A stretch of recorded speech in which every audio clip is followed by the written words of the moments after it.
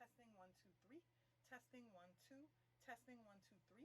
Hi angels, hi my loves. It's Love Lux Girl back again with another video.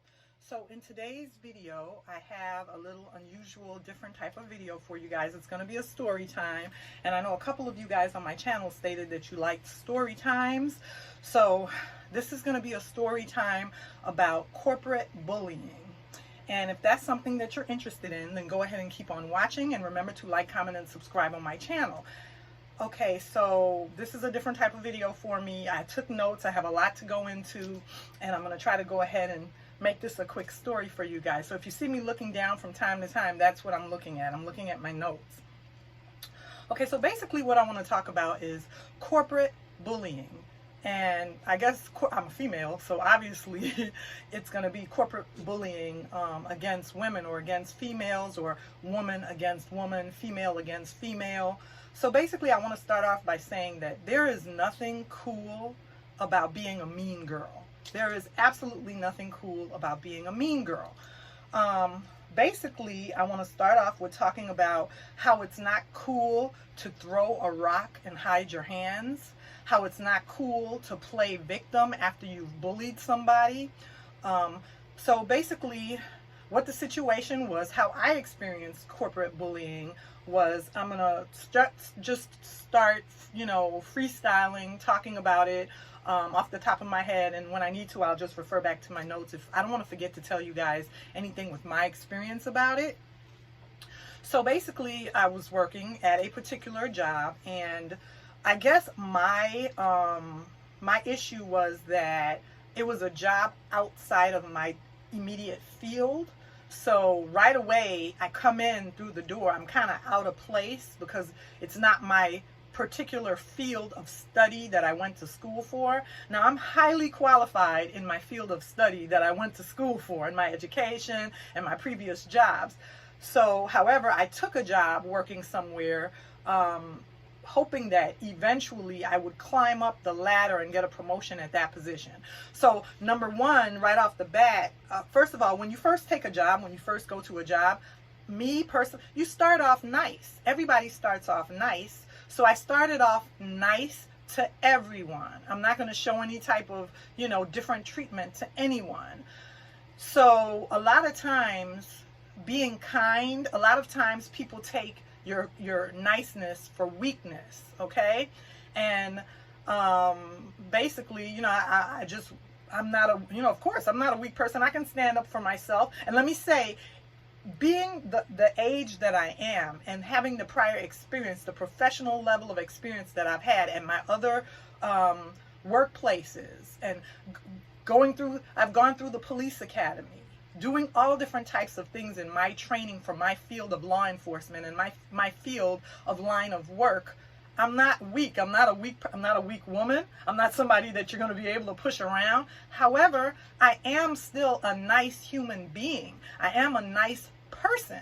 So initially, when I started this job that was outside of my field of law enforcement, I started off nice. I started off nice to everyone, and I don't treat people. My parents came from another country. They had to work their way up into jobs. I watched them work hard every while I was growing up. I was a latchkey kid, and I've had to work hard. I've had to go to school, go to college. I had to go through the academy. I've had to work hard to get where I'm at in my career, okay? And I have a long line of references and things behind me, okay? So even though I took this job outside of my field, I had, how you have to start at every job at the bottom and work your way up. So I guess because I started at the bottom, there were other people that don't have the same way of thinking like I do. There's other people that think that just because you come in and you start low, that they can bully you and that they can treat you like nothing. When I treat everyone the same, I'm going to treat a lawyer, a doctor, the mailman, a custodian, a teacher, the boss, the supervisor. I'm going to treat everybody the same, regardless of where you come in at in the office, in a corporate setting. However, I guess everyone wasn't raised as me. Everybody doesn't have the same mentality, the same thinking as me. So anyway, to make a long story short, I don't want this video to be too long.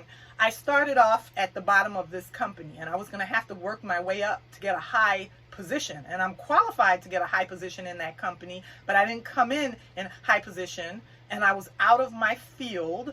So I guess a particular person was the one that started it, that started the quote unquote bullying. And what I call bullying is, basically you slander somebody. You talk about them behind their back. You try to throw them under the bus. You say negative things about them and their work ethic and how they're doing their job. So a particular person started those rumors about me, basically. And I knew it was going on. Now, keep in mind that we are supposed to be at a professional workplace. So even though you know somebody is slandering you, it's not like you could just walk up to them and punch them in the face or walk up to them and beat them up. You still have to maintain your professional decorum. You still have to treat the incident with kid gloves and be professional in the way that you're handling the situation, even though they're not handling it professionally and being professional at the workplace. So basically, to make a long story short, first of all, I'm very confident. You could talk about me. It's not going to faze me because I'm very confident. And what bullies do is they tend to bring in other people with them to get stronger in their bullying. They try to get people to take their side. Now, I'm standing alone, and I'm strong, and I'm confident alone. And you're trying to bully me, and you're pulling in, enticing, and trying to bring other people on your side. So that's what ended up happening. This particular person ending up enlisting and bringing in other people on her side to slander me and talk about me at the workplace. And I'm watching the show. I'm sitting back. I'm confident. I'm cool. I don't care you talking about me. I still know I'm the bomb. I still know my work ethic is on point. You're just trying to start bad rumors and throw me under the bus for whatever reason. Because you don't like me. Sometimes bullies hide behind racism and, they might be of another color. I don't know. I can't say for certain. I don't know what's going on in her head. I don't know what her dysfunction is. But she's bullying me, okay? And I know it's going on. Bullying is not something that you can prove. Just like racism sometimes is not something that you can prove. So I had no proof. I see it going on, and I know she's doing it. I know she's talking about me and bringing other people, but I can't prove it, okay? So at first, like I said, had this happened to me when I was younger, when I was in elementary school or in high school, I was not the same person. I was not the same strong, confident woman standing before you that I am today.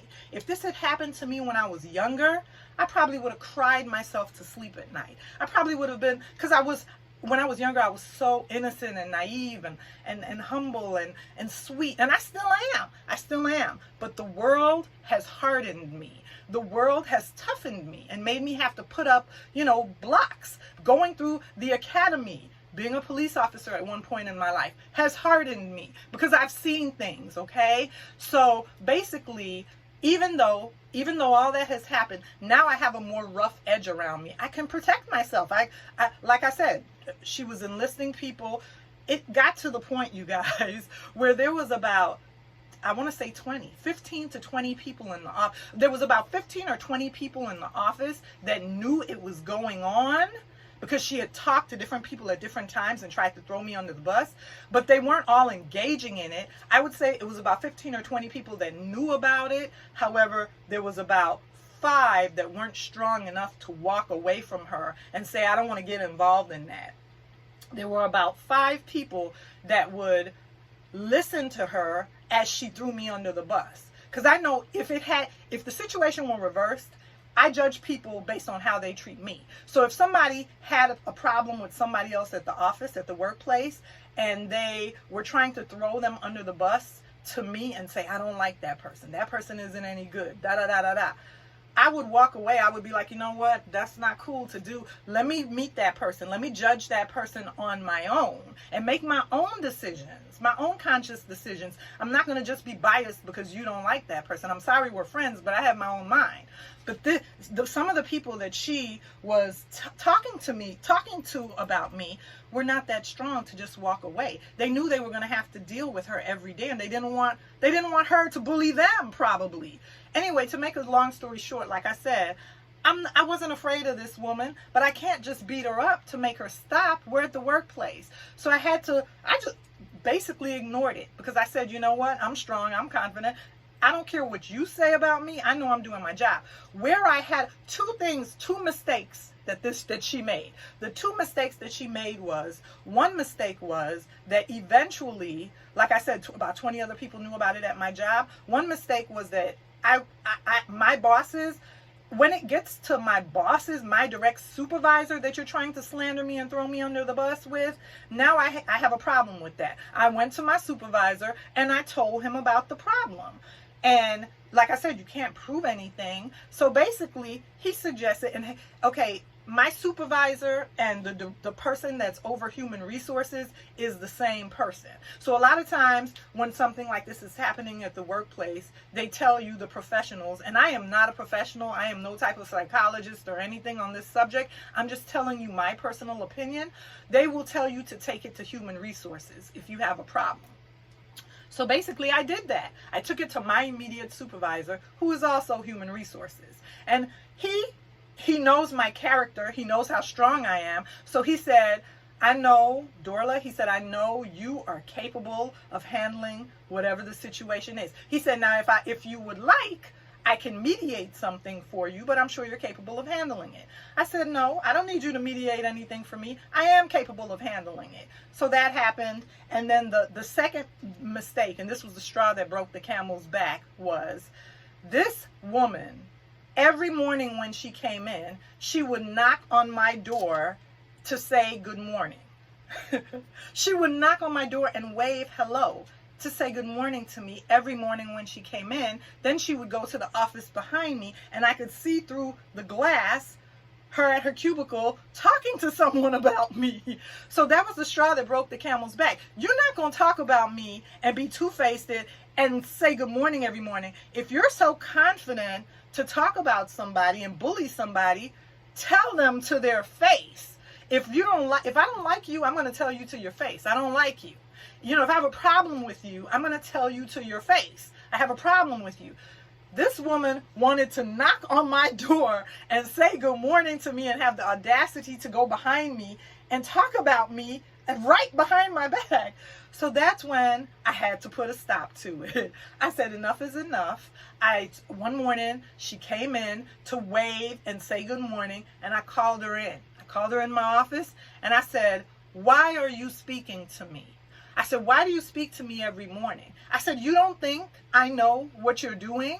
I said, you don't think I know that you've been talking about me to other people, that you've been slandering my work ethic, that you've tried to throw me under the bus?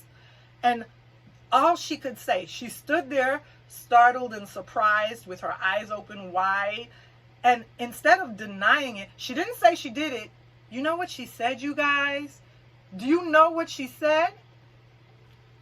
She said, why me?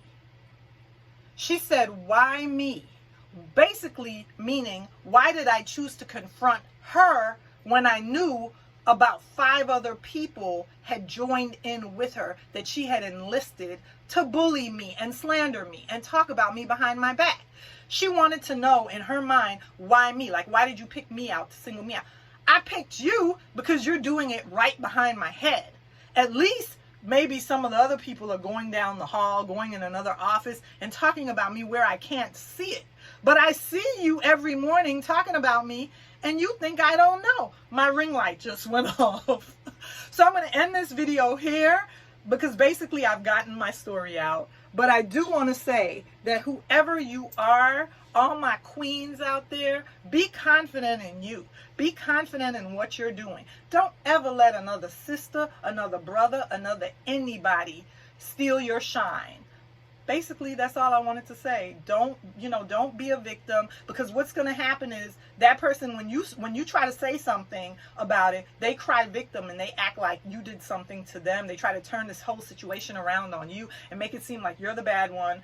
Just stay strong. The killer part was, through this whole thing, I was so proud of myself, because being the age that I am and everything else I've gone through, I'm confident. I was thinking to myself, 20 of you all could bully me, and I'm still going to walk in this office with my designer bags. I'm still going to walk in this office with my head held high. I'm still going to, I'm still going to be the bomb. I'm still qualified in my field. You can't take that away from me. So, I sleep good at night, every night. I don't know how she could sleep good at night, every night, knowing that she tried to slander somebody's character. So anyway, you guys, I nipped that situation in the bud. I would say, though, and like I said, I'm not an expert on the field of bullying, but you definitely have to stop the bully early, before they grow in their grandeur. Because when you don't say anything to them or to human resources or to someone, and let them know that you're going to speak up for yourself, they end up just growing in their grandeur and making an even bigger story about you and trying to enlist even more people. So basically, that's it, you guys. I hope I remembered everything that I wanted to say. I think I covered just about everything. Remember to like, comment, and subscribe on my channel. Tell me about your experience with bullying, if you ever had an experience with bullying in the corporate world. And I'll see you again soon in another video.